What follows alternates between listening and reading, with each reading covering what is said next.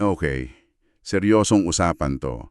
Ang bigat ng material na ibinahagi mo sa amin, ano? Oo, medyo malalim nga. Isa itong sanaysay na ang pamagat pa lang parang nobela na eh. Ang kahulugan ng ating buhay at pag-iiral na nagpapaginhawa sa puso na parang isang orasyon habang binabasa. Ang haba, no? Sobra. Pero malaki ang pangako niya. So ang misyon natin ngayon, himain natin to. Tingnan natin kung totoo ngang makakapagpaginhawa to ng puso. Sige, game. Simulan na natin. Okay. At walang patumpik-tumpik, diretso agad ang may akda, si Park Moon-ki, sa tanong na ano bumababagag sa lahat. Bakit tayo isinilang? Yan yung tanong talaga. Pero dito agad yung twist. Sabi niya, baka mali mismo yung tanong. Paanong mali? Ang pagtatanong kung bakit tayo ipinanganak ay isang kahangalan. Wow! Ang tapang naman yan. Kahangalan agad. Oo. Ang argumento niya, hindi tayo isinilang dahil may dahilan. Nagtatanong tayo ng dahilan kasi isinilang na tayo. Okay. Gets ko. Kung hindi tayo umiral in the first place, wala namang tanong na kailangan sagutin. Eksakto. Pero sandali, hindi ba parang pilosopong sagot yan, yung tipong umiiwas lang?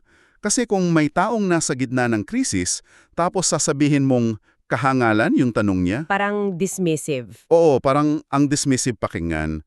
Paano niya dinepensahan yan? Magandang punto yan at inaddress niya yan. Hindi ito pagiging dismissive. Bale, pagbabago ito nung frame. Inilatag niya ang 4 na pundasyon ng ating pag-iral.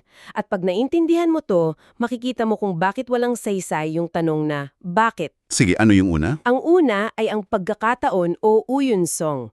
Aksidente lang lahat. Pagkakataon? Hindi natin pinili. Hindi pinalano ng mga magulang natin ang eksaktong tayo. We just happened. Okay, sige. Pangalawa. Pangalawa, ang katiyakan o Myonghwa Sing. Eto na. Ito yung katotohanang tiyak na mamamatay tayo. Walang takas. Sige, dalawa pa lang yan pero mabigat na. Aksidente lang ako at siguradong mamamatay ako. Okay. Ano yung dalawa pa? Dito lalong nagkakaroon ng tensyon. Pangatlo, ang kalabuan o mohosing. Kalabuan. Paanong muhosing? Oo, tiyak na mamatay tayo pero hindi natin alam kung kailan, saan, o paano. Bukas, sa susunod na taon, After 50 years. walang nakakaalam. Tama. At ang pang-apat na marahil ang pinakamabigat ay ang kawalan ng kahulugan. Muy miseng. Oo, walang itinakdang misyon o layunin ng buhay natin. Hindi tayo isinilang para maging bayani o inventor. Wala. Sandali, teka. Pagkakataon, katiyakan ng kamatayan, kalabuan kung kailan, at kawalan ng kahulugang grabe 4 na suntok sa sikmura yan para kang binigyan ng reseta para sa depression. Medyo. Paano tayo aahon mula dyan? Kasi sigurado maraming nakikinig ngayon ang napapaisip kung ganon.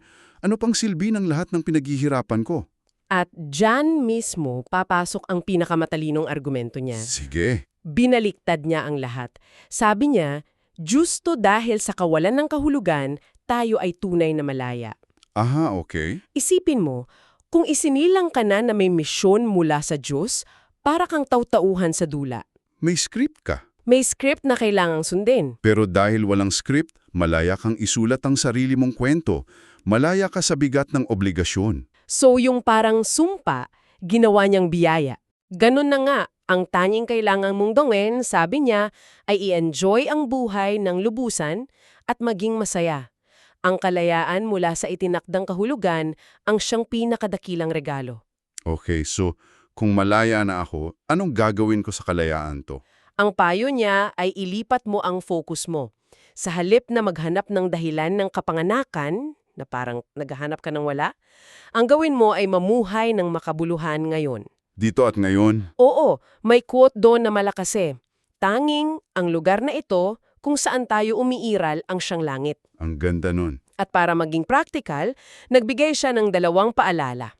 Mamuhay na para bang bukas ka namamatay, Okay. at magsalita na para bang bawat salita ay ang iyong huling habilin. Isang panawagan para sa pagiging present. At pagiging intentional sa bawat sandali. Kasi ito lang ang meron tayo. Okay, so napag-usapan natin yung bakit at paano tayo napunta rito at ang sagot ay huwag mo nang tanungin yan, mamuhay ka na lang. Parang ganun.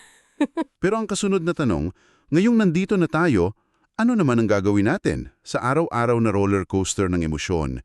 Diyan na pumapasok yung ideya niya tungkol sa saya at lungkot, tama ba? Eksakto. Tinalakay niya yung konsepto ng Budismo na reinkarnasyon o yunho. Reinkarnasyon. Pero binigyan niya ng ibang kahulugan. Sabi niya, kalimutan mo na muna yung kaluluwang paulit-ulit na isinisilang. Hindi yon. Ang tunay na reinkarnasyon na nararanasan natin araw-araw ay yung walang katapusang siklo ng pagdudurusa, go, at kaligayahan, nak. Pagdudurusa at kaligayahan. Oo, bawat araw namamatay tayo sa pagdudurusa at muling isinisilang sa kaligayahan, pabalik-balik lang yan. Okay, yan ay mas relatable na reinkarnasyon. Pero parang ang simple, anong bago dun? Ang bago ay kung paano niya hinimay ang kalikasan mismo ng nahaha o kaligayahan. May dalawang katangian daw ito na siyang dahilan kung bakit kahit ang saya, Nagiging pagdurusa. nagiging sanhi ng pagdurusa. So- Una, ang kaligayahang nakamit na kapag lumipas ang panahon ay hindi na nagiging kaligayan. Alam ko yan. Yung hedonic treadmill. Tama, yun nga yun. Yung pakiramdam na pinag-ipunan mo yung bagong cellphone, sobrang saya mo for 1 week. Tapos, After 1 month, ayun na. Parte na lang siya ng gamit mo. Naghahanap ka na ulit ng bago? Ganun ba yun? ganun na nga. At dahil dyan, sabi ng may akda, naghahanap tayo palagi ng mas matindi, mas bago, mas kakaibang stimuli. Walang katapusan. Pera, kasikatan, pagnanasa. At ang ganda ng halimbawa niya sa pag-ibig. Sabi niya, ang pinakagwapo at pinakamagandang tao sa mundo ay palaging yung bagong taong nakilala mo. Ouch! Medyo masakit yun, pero may katotohanan. Kasi yung dati, yung nakamit mo na, nawawala na yung novelty. Okay. Ano yung pangalawang katangian ng kaligayahan? Ang pangalawang katangian ay kapag natupad ang isang kaligayahan, nagsisimula tayong maghangad ng iba pang kaligayahan ng sabay-sabay. Oo. Halimbawa, successful ka na sa career mo. Ngayon, gusto mo naman ng perpektong pamilya. Tapos gusto mo rin ng katawan na parang sa atleta. Tapos gusto mo rin ng mag-travel. Gusto mo lahat? Sabi ng may akda, ang buhay ay hindi dinisenyo para ibigay sa atin ang lahat ng sabay-sabay. At ang mismong paghangad na makuha ang lahat, yon ang nagiging ugat ng pagdurusa. Parang social media feed, no? Scroll ka lang, nakikita mo yung kaibigan mong nag-propose sa Paris, yung isa bumili ng kotse, Oo, yung isa ang ganda ng pamilya. tapos titingnan mo buhay mo at iisipin mo, bakit ako hindi ganito? Gusto mo lahat yon. Eksakto. At dahil sa dalawang katangiang yan, ang pagkasawa at ang paghangad ng marami, dito niya ipinasok ang konsepto ng Budismo na Il Chigayoyo. Anong ibig sabihin nun? Ang ibig sabihin, lahat ng bagay ay pagdurusa. Wow! Lahat ay pagdurusa. Parang ang bigat pakinggan yan. Kahit sa pinakamasayang sandali ng buhay natin, sa kasal mo, sa graduation mo, may nakatagong pagdurusa doon. Ayon sa pananaw na ito, oo. Dahil ang kaligayahan ay panandalian at lumilikha ng paghahangad. Ito mismo naglalaman na ng buto ng hinaharap na pagdurusa. So, ano yung breakdown niya? Sabi niya, ang buhay ay halos 70% pagdurusa, 20% kapayapaan, at 10% kagalakan lang. 70-20-10. Kung tatanggapin mo yan, hindi ka na magugulat pag dumating ang pagdurusa. Inaasahan mo na. Ang layunin, sabi niya, ay hindi ang alisin yung 70%. Kasi imposible. Imposible yon, kundi ang palawakin yung 20% na kapayapaan o ang estado ng nirvana. Sige, kung hindi natin matatanggal ang pagdurusa, paano natin ito haharapin para mapalawak yung kapayapaan? May practical tips ba siya? Meron. Nagbigay siya ng 2 mantra. Ang una, pamilyar na. Ito rin ay lilipas. Oo. Isang paalala na lahat ay temporaryo. Pero yung pangalawa ang mas interesante. Kinuha niya sa Katolisismo. Ano yun? Ang pagsasabing, kasalanan ko, aking kasalanan.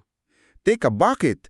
Parang self-blame yan? Ang punto rito ay hindi ang sisihin ng sarili sa lahat, kundi ang pag-ako ng responsibilidad. Sa halip na ituro ang mundo o ang ibang tao, unahin mong tignan ang sarili mong papel sa sitwasyon. Sabi niya, ang pag-ako sa responsibilidad ang simula ng lahat ng kabutihan. Okay.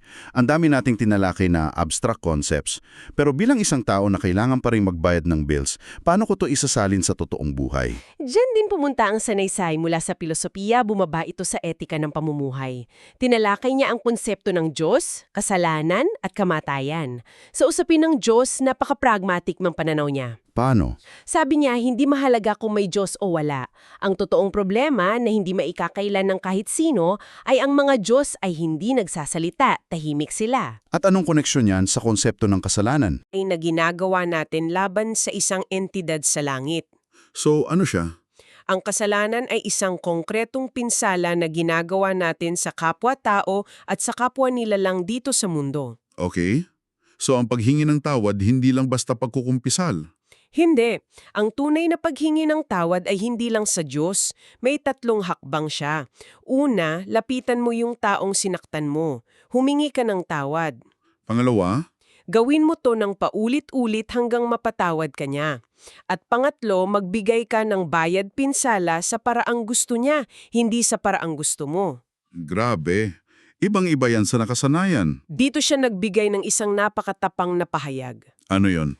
Sabi niya, ang mga relihiyong nagpapahintulot ng kapatawaran sa pamamagitan lamang ng pagkukumpisal sa Diyos nang hindi dumadaan sa biktima ay lubhang nakapipinsala sa moralidad. Wow. Kasi ginagawa nitong madali ang pagtakas sa tunay na panananggutan. Eksakto! Yan ay radikal na ideya. Sinasabi niya na ang moralidad ay horizontal sa pagitan mo at ng kapwa mo, hindi lang vertical sa pagitan mo at ng Diyos. Tama! Kaya ang hustisya ay dapat victim-centered. Ang paghilom nangyayari kapag nakamit ng biktima ang katarungan. So ganun din baka pragmatic ang tingin niya sa isip at kamatayan? Ganun din. Para sa kanya, ang isip ay resulta lang ng evolusyon. Isang mekanismo para sa paggalaw. Paano yon? Utak para sa paggalaw? Nagbigay siya ng halimbawa ng sea squirt. Isa itong hayop sa dagat na sa una, may utak at lumalangoy. Pag nakahanap na siya ng bato na kakapitan niya habang buhay, Anong ginagawa niya? kinakain niya ang sarili niyang utak. Seryoso? Oo, kasi hindi na niya kailangang gumalaw, hindi na niya kailangan ng utak. Ang punto niya, ang isip natin ay isang tool para sa survival. At ang kamatayan? Simple lang. Hindi mo ito mararamdaman.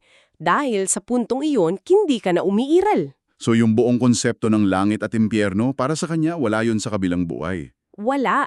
Sabi niya, ang langit at impyerno ay naririto at nangyayari na yon. Ang langit ay yung pagmamahal sa pamilya mo. Ang impyerno ay yung araw-araw na away sa katrabaho mo. Tayo ang gumagawa ng sarili nating langit at impyerno. Ganun na nga. Okay, so lumalabas na hindi lang pala tungkol sa sarili ang usapan.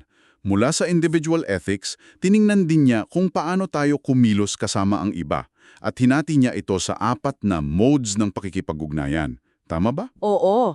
At ito ang nagkokonekta ng lahat. Una, ang parasitism, pamumuhay para sa sarili kahit makasama sa iba. Okay? Pangalawa, ang sakripisyo, pamumuhay para sa iba kahit makasama sa sarili. Pangatlo, Symbiosis, kung saan parehong nakikinabang ang sarili at ang iba. At pang-apat, kompetisyon, na sa tingin niya, sa huli, parehong talo. at ang galing dito, ikinonekta niya to sa mga dakilang pilosopo, di ba? Tama! At dito mo makikita ang respeto niya sa iba't ibang pananaw. Ang parasitism o pag-una sa sarili, inugnay niya kay Buddha. Kay Buddha? Bakit? Kasi ang turo niya, hanapin mo muna ang sarili mong kaliwanagan bago mo matulungan ang iba. Okay, makes sense. Ang sakripisyo o pag-una sa iba kay Jesus, mahalin mo ang iyong kapwa. Ang symbiosis, ang win-win kay Confucius. At ang kompetisyon, yung lose-lose sa modernong kapitalismo. So, hindi niya sinasabi na isa lang ang tama, na dapat laging symbiosis. Hindi. At iyon ang isa sa pinakamahalagang aral.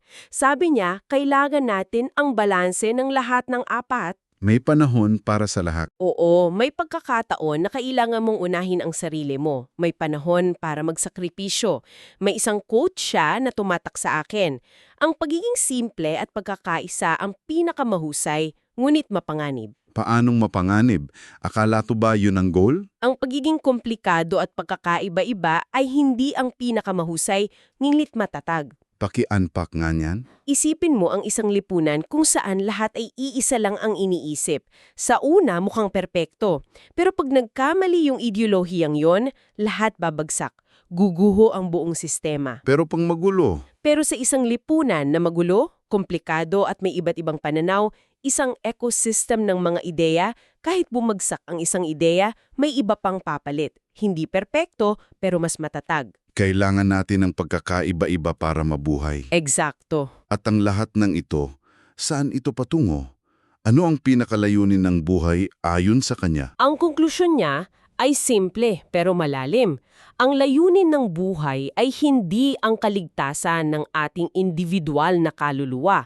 So, ano? Ang tunay na layunin ay dalawa. Una, ang biolohikal na pagpapatuloy. Tiyakin na ang ating lahi at ang lahat ng uri ng buhay ay magpapatuloy. At ang pangalawa? Pangalawa, ang kultural na pagpapatuloy. Ang pagpasa ng mga ideya, sining, agam at kaalaman.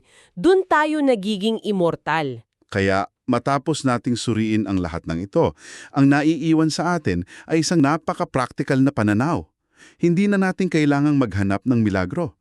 Ang mismong pag-iral, ang paghinga, ang paglalakad sa mundong ito, yun na ang himala. At diyan bumabalik yung sinabi niya kanina na ang langit ay dito at ngayon. Idinagdag niya pa, ang langit ay isang proseso, hindi isang destinasyon. Isang bagay na aktibo mong nililikha. Oo, sa bawat desisyon mo. At para sa huli, iiwanan namin ng isang napaka-provocative na hula mula sa may akda para iyong pag-isipan. Sige, ano yun? Hinihimok kanyang isipin ang timeline na to. 200 taon na ang nakalipas, normal lang ang pangaalipin. 50 taon lang ang nakalipas, hindi pa ganap na tanggap na pantay ang lalaki at babae. Okay. Ngayon, ang hula niya. 50 taon mula ngayon, kikilalanin natin na ang tao at ang iba pang nilalang, mga hayop, mga puno, ay may pantay na halaga. Yan ay isang malaking leap mula sa human rights papunta sa animal rights at nature rights. Pero may isa pa siyang mas radical na hula, di ba? Meron. At ito ang huling kaisipan na iiwan namin sa iyo. Ang huling prediksyon niya ay ito. 200 taon mula ngayon, matatanto raw natin na tayo at ang isang bato na nakakalat lang sa kalye, Si Sambato yun. oo, ay may parehong halaga bilang mga marangal na nilalang sa San Sinuko. Grabe. Isang paalala na lahat tayo at lahat ng bagay ay bahagi ng isang malawak at misteryosong pag-iiral.